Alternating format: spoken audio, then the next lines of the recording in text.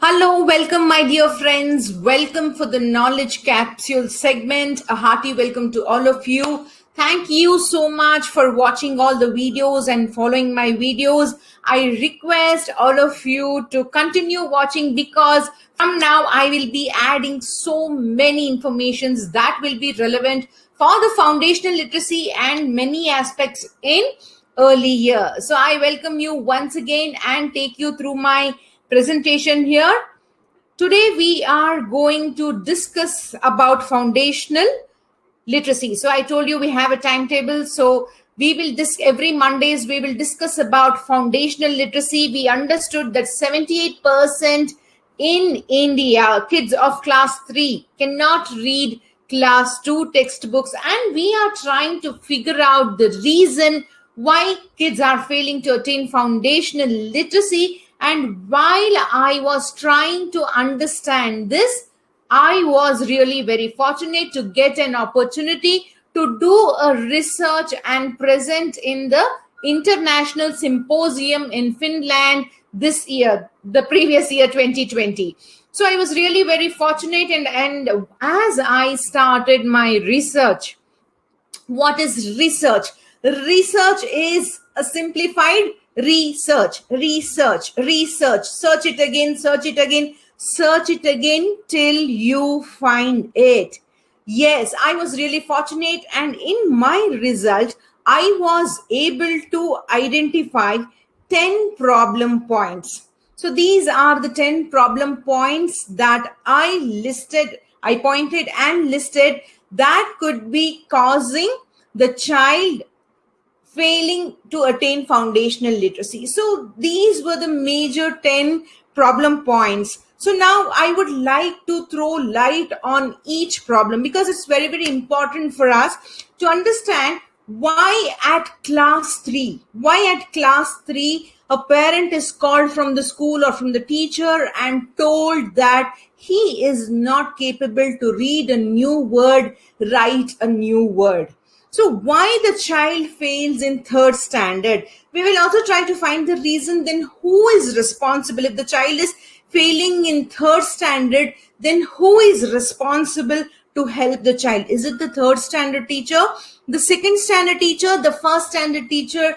No, my dear friends, it is we early educators responsible to teach the child in a way that they understand, able to keep it in their memory and use it when required. So all these fundamentals is covered under foundational literacy, and we should today understand what are those 10 problem points that could be stopping the child to attain foundational literacy, because this is important to us because we understand the importance of English in 21st century. And it is my mission to reach roots of India, for which I am seeking your help, my dear friends. Please share these videos, take it to your friends, take it to your families. Please let these videos reach, because every day I'm giving free content. And if it reaches the villages, the people who really need it, then I feel that I am accomplishing my mission. So we understand English is very, very important for 21st century kids who are living in villages, B-town, who are struggling in our cities also. So understanding this, let's get into a mind map to understand what are those 10 problem points. Point number 1. So we are thinking the solution right from 2 years. So the foundational literacy starts from 2 years, but definitely we don't start from literacy. We seek some other development in the child which can enhance foundational literacy, and those skills are number 1, motor skills. Now, what is the problem in motor skill? Fine motor skill, gross motor skill. We must ensure that the child gets adequate motor skill development and activities related to that by the age of 2+ or from the age of 2+, so he will not fail to attain foundational literacy. The second point is patterns. So even patterns are very, very primary elements in foundational literacy, and the problem is recognition. The child need to recognize a pattern in a letter. When I'm conforming to the letters, the child should be able to identify the pattern, association of patterns in a letter. And next is practice. The child needs a lot of practice, and even before practice, the child needs to register the pattern. So how to register the pattern, we will discuss in coming class, but on today we are pointing out at 10 problems, and we should take up each point and discuss in coming days. Moving ahead, third problem point could be recognition of letters, and the problem is uppercase and lowercase identity. I've seen most of the kids struggling with the identification of uppercase and lowercase. What happens when we introduce both the case, either one by one or together? Both the letters are very, very dissimilar.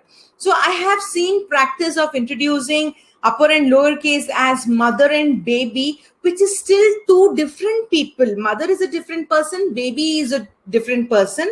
It becomes very difficult for the child's brain to get convinced that both the letters are same. So there is a lot of conflict that arises in the child's brain in recognition or identification of upper and lower case. Well, how can we solve this? Let's check in our next videos, and I'm moving to the fourth point, and the fourth point is very, very crucial and important, and it is letter sound. Letters are introduced in the classroom, but the child is confused with the letter sound and the phonic sound. Well, I know each and every teacher, nursery teacher, take extreme care while introducing the letters for the first time in her classroom, but the child goes and interacts with the Indian environment. Our Indian environment is not trained according to the phonics. So when the child interacts with family, siblings, cousins, neighbors, tuition teachers, YouTube rhymes, the child will get acquaintance of A, B, C, D, that is the letter sounds. Come back to class and identify the sounds with the letter as A, B, C, D. Well, how can we eliminate this problem? This problem doesn't arise within the child. No, if we don't expose for that letter sound, the child will never get that, but we cannot help the child to go and interact with its environment, which is Indian, who are not trained with phonic system. So we need to understand that we must introduce the phonic sound in a way that the child will not get distracted with the environment and pick the letter sound. So let's see in the coming videos how can we help the child and eliminate the confusion between the letter sound and the phonic sound. Coming to the next point, that is point number 5, is double sound. Though this seems to be easy, or this appears to be easy, nowhere in our curriculum we lay an emphasis on introducing the double sound. So after we complete upper and lower case of letters, the first thing that we must do before joining sounds is join same sound. Even before joining two different sounds or starting with a vowel sound and a consonant sound, the child should get the child should be able to join two same sounds, because it is very, very easy. And as we join two sounds, the child will later come to know that the vowel sounds are long and consonant sounds are hard. So now it is very, very important to consider this importance in our classrooms as we introduce vowels and consonants. Now, vowels and consonants, believe me, is such an interesting thing to introduce in our classroom, and most of us don't enjoy introducing vowels and consonants in a way that we can celebrate later long sounds and blending sounds. It is foundation to introduce the long sounds and the blending sounds. Most of the times I've seen most of the teachers getting into rote learning method, going directly in the class, saying A, E, I, O, U are vowels. So maybe we will discuss this in detail in coming videos. But for now, let me tell you that once we lay clarity on vowels and consonants, believe me, long sounds and blending sounds become so easy for the child to understand. We have some techniques and we have some formulas that I will be revealing in coming videos. So please follow. You will get a treasure when you follow, especially the vowel and consonant segment in foundational literacy. Next, moving ahead, the seventh problem point is understanding long sound. What's the problem? Why only vowels get the long sound and consonant don't get the long sounds? Why A, E, I, O, U eventually get their letter names or long sounds? Why B, C, D, F will always appear as short sound? Now, my dear friends, the child's language development is not appropriate to come and ask these questions to us. So these confusions will be running in the back of their mind, but due to lack of language development and due to lack of the confidence at the age of 3, 4, and 5, the child will not come to us asking these questions. The next is digraph sound or the blending sound, and problem is why? How did it happen? How did it happen? They are clueless. We just write some blends on the board and we give some definition. We need to understand, we need to check, is my child understanding? Am I delivering in the way that the child is understanding? So this self-reflection is very essential, especially when we are doing the long sounds and the blending sounds. Well, we have a solution for this, but in the coming videos. The next ninth problem point is sight words. Believe me, it is so easy and it is so difficult. Sight words are actually very easy for we teachers to teach because we just need to show the flashcard and say the word, display on the wall, and the child is expected to visualize and identify the sight words. But my dear friends, when the child is expected to read a newspaper, a magazine, a hoarding, anything around him, who will tell the child whether the word is a sight word or a reading word? Because maybe in a storybook or in a paragraph in newspaper, magazine, you cannot assume the child to read only primary words. Primary words, we also call it as CVC words. So in storybook, newspapers, the child will experience new words, but the biggest stress on the child's brain is whether to split the sounds and read the word, whether it is a reading word or is it a sight word. Now, somebody needs to help the child in identifying the reading word and the sight word. And with all these problems, the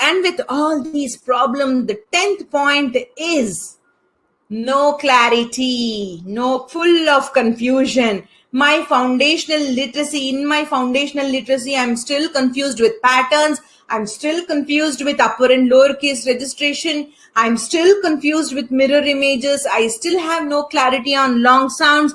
I still get confused with blending sounds. And with this, somehow I come to first standard, and from first standard, I will have to read new words, write new words in my English class, in my science class, social class, EVS class, GK class, computer class, maths also some English. While reading and writing new words in all these subjects, the child will eventually start losing interest in English. So let's see how we can help these little young ones. How can I help my fellow teachers? How can I help parents in this aspect in every video that I present on Monday? Every Mondays is dedicated for the foundational literacy. And here you can see the mind map. And if you want to download this mind map, please WhatsApp us, or on the comment section, you can leave your WhatsApp number. I will mail you or WhatsApp you the mind map so that you can study the entire mind map. This was my research to present in International Symposium in Finland, but I would love to share this research and throw more light in coming segments. So if you need the download of this mind map, kindly put it in the comment box. I'd love to share it with you. With this, and I also want to welcome you to my Friday's webinar. So every Friday, 7 o'clock, we have webinars wherein I will discuss more about coding phonics methodology. So kindly register. We will also provide you with the link. Kindly register for the webinar to know more about coding phonics methodology. And I thank you immensely for watching this video, just not for watching, but for liking, commenting, and sharing. And in next session, I have already given you hinted that we will discuss all these 10 points, point by one. My first point to discuss is fine motor skills, how we can bring in and enhance fine motor skills from the age of 2+, and I'll be giving you around 50 activities that you can conduct in your classrooms with your child at home to enhance the fine motor development. So please be there. Don't miss the videos on Monday, which can enhance foundational literacy. Thank you so much for learning. I wish each one of you a very, very, very happy learning. Tata, bye-bye. See you tomorrow.